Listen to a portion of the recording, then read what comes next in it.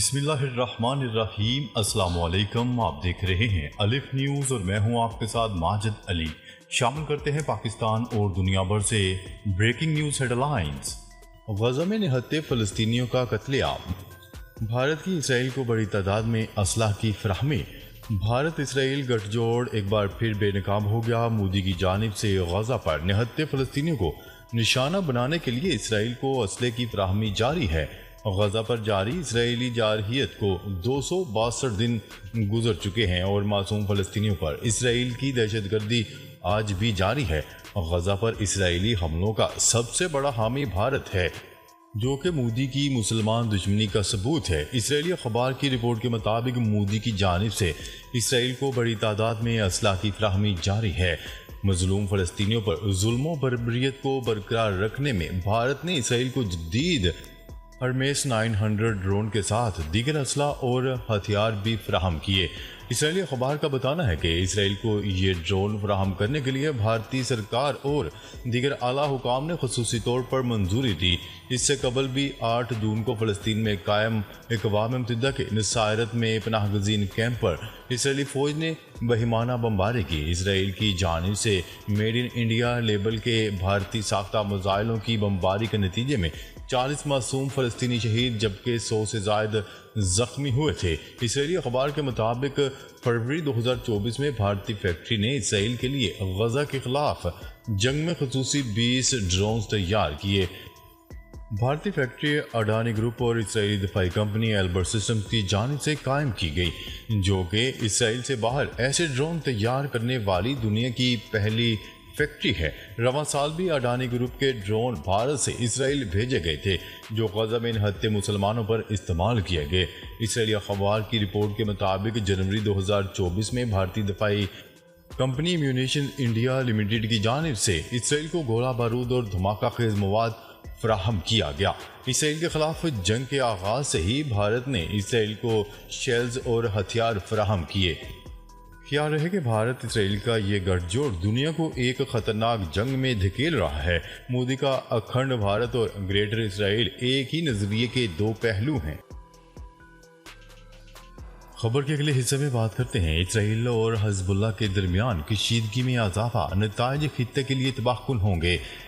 अक़वाम मुत्तहिदा ने खबरदार कर दिया। अक़वाम मुत्तहिदा ने खबरदार करते हुए कहा है कि इसराइल और हिजबुल्लाह के दरमियान कशीदगी में इजाफे के नताइज लबनान और इसराइल के साथ साथ पूरे खित्ते के लिए तबाहकुन होंगे। खबरसां इदारे की रिपोर्ट के मुताबिक लबनान और इसराइल के लिए अक़वाम मुत्तहिदा के खसूसी कोऑर्डिनेटर ने फ्रीकैन पर जोर दिया कि वो कशीदगी में कमी के लिए फौरी तौर पर बातचीत का आगाज करें।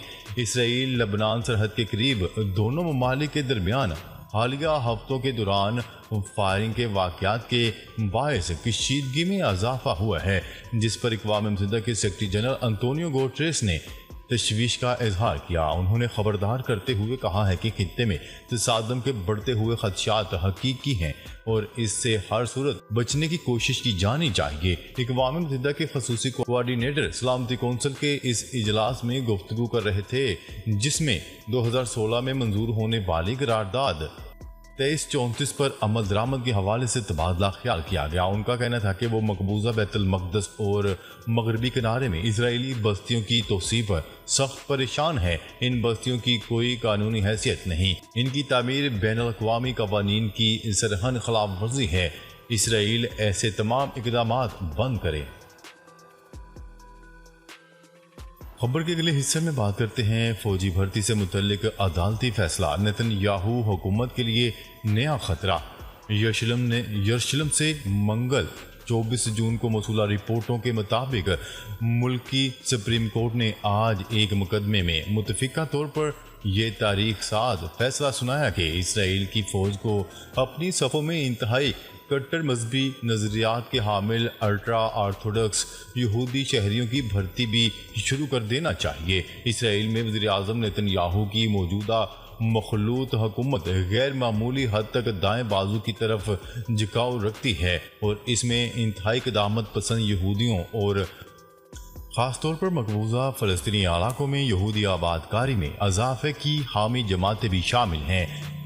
फौजी सर्विस लाजमी बनाने के खिलाफ ऑर्थोडॉक्स यहूदियों का एहतजाज इसराइल में गुज़िश्ता कई अशरों से ऑर्थोडॉक्स यहूदी शहरी मुल्क की फ़ौज में मजहबी बुनियादों पर भर्ती के ख़िलाफ़ रहे हैं और इन्हें फ़ौजी सर्विस से इस्तिस्ना हासिल रहा है। ऐसे में ही यहूदी शहरियों की नुमाइंदा सियासी जमातें मौजूदा मखलूत हुकूमत में भी शामिल हैं, और वो भी एक ऐसे वक्त पर जब इसराइल की हमास के ख़िलाफ़ गज़ा में जंग भी गुज़िश्ता कई महीनों से जारी है।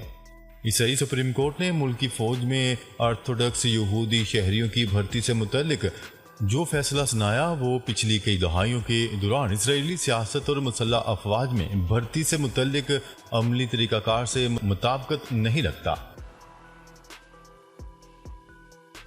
खबर के अगले हिस्से में बात करते हैं। जनूबी कोरिया की फौज ने दावा किया है कि शुमाली कोरिया ने आज सुबह समंदर की जानिब बैलिस्टिक मिसाइल दागा है। जापानी वज़ीर आज़म के दफ्तर ने भी सोशल मीडिया प्लेटफॉर्म एक्स पर तस्दीक की है कि शुमाली कोरिया ने मुश्तबा बैलिस्टिक मिसाइल का तजर्बा किया है। जनूबी कोरिया के जॉइंट चीफ ऑफ स्टाफ का कहना था कि उन्होंने लॉन्च का सुराग लगाया है, ताहम उन्होंने इस हवाले से कोई तफसीलात नहीं बताई।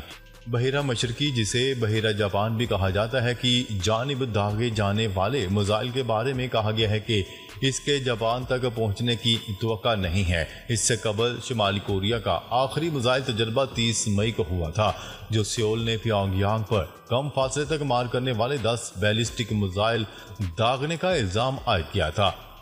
इसके एक दिन बाद शुमाली कोरिया के सरकारी मीडिया ने रहनुमा किम जोंग उन की तस्वीर जारी की, जिनमें वो मुतअद्दिद रॉकेट लॉन्चर सिस्टम के तजर्बात की निगरानी करते दिखाई दे रहे थे।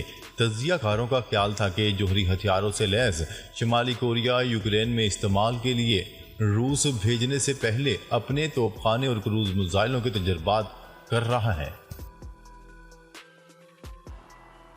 खबर के अगले हिस्से में बात करते हैं। अफ्रीकी मुल्क कीनिया में हुकूमत की जानिब से टैक्सों में इजाफे के खिलाफ लोग सड़कों पर निकल आए। हंगामे और झड़पें शुरू हो गईं। एहतजाज के दौरान पुलिस की फायरिंग से 10 मुजाहिरीन हलाक हो गए। मीडिया रिपोर्ट्स के मुताबिक सैकड़ों मुजाहिरीन ने दारुल हुकूमत नैरोबी में पार्लियामेंट की इमारत पर धावा बोल दिया और इमारत में घुसकर मुख्तलिफ हिस्सों और गवर्नर हाउस को आग लगा दी। सेनेट हॉल भी जला दिया। पुलिस के ट्रक भी जला दिए। पुलिस की बराह रास्त फायरिंग से 10 अफराद हलाक और 50 से ज्यादा जख्मी हुए। मुजाहिरीन को मुंतशिर करने के लिए पुलिस ने आंसू गैस की शेलिंग की और पानी की तोपें चलाई। मुजाहिरीन ने पुलिस की गाड़ियों पर पथराव भी किया। मुजाहिरे कीनिया के दूसरे शहरों में भी फैल गए। टैक्स बढ़ाने की तजावीज़ देने वाले रुकने पार्लियामेंट की सुपरमार्केट को भी मुजाहिरीन ने आग लगा दी। पार्लियामेंट पर हमले के बाद अरकान को जेर ज़मीन सुरंगों से निकाला गया। कई शहरों में फौज दाखिल हो गई। ऑनलाइन यूथ मूवमेंट की कॉल पर एहतजाज के बाद मुल्क भर में इंटरनेट सर्विस भी बंद कर दी गई। 11 जून को IMF ने कीनिया के साथ स्टाफ लेवल मुआहदे की तस्दीक की थी। मुकामी मीडिया की रिपोर्ट के मुताबिक मुजाहिरीन ने सदर से मुस्ताफ़ी होने और नई हुकूमत के क़याम का मुतालबा कर दिया। कीनिया की पार्लियामेंट ने गुज़िश्ता रोज़ तरमीमी मालियाती बिल की मंजूरी देकर बिल सदर को दस्तखत के लिए भेजा था। मालियाती बिल में IMF और दीगर कर्जों का बोझ कम करने के लिए टैक्सों में $2.7 अरब का इजाफा किया गया। कीनिया में सिर्फ सूद की अदायगी में मुल्क की सालाना आमदनी का 37% खर्च होता है। खबर के अगले हिस्से में बात करते हैं। यूरोपीय यूनियन की जानिब से चीनी कंपनियों पर पाबंदियां, बीजिंग का रद्द-ए-अमल भी सामने आ गया। यूरोपीय यूनियन की जानिब से चीनी कंपनियों पर पाबंदियां आयद करने के फैसले के बाद चीन का सख्त रद्द-ए-अमल सामने आ गया। तर्जुमान चीनी वज़ारत ख़ारजा ने प्रेस कॉन्फ्रेंस के दौरान इजहार ख्याल करते हुए कहा कि यूरोपीय यूनियन की जानिब से 19 चीनी कंपनियों पर पाबंदियों के फैसले के खिलाफ एहतजाज करते हैं। मगरबी कुव्वतें रूस यूक्रेन जंग में चीन को हदाफ बना रही हैं।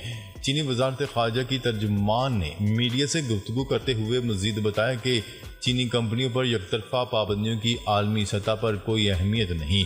मगरबी इक़दामात को चीन और रूस के दरमियान ताउन में रुकावट नहीं बनने देंगे।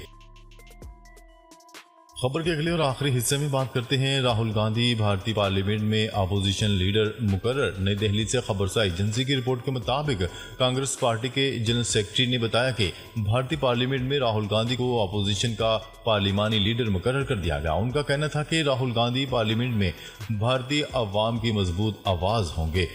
कांग्रेस पार्टी के जनरल सेक्रेटरी के मुताबिक राहुल गांधी इस बात को यकीनी बनाएंगे कि हुकूमत हर वक्त जवाब दे रहे।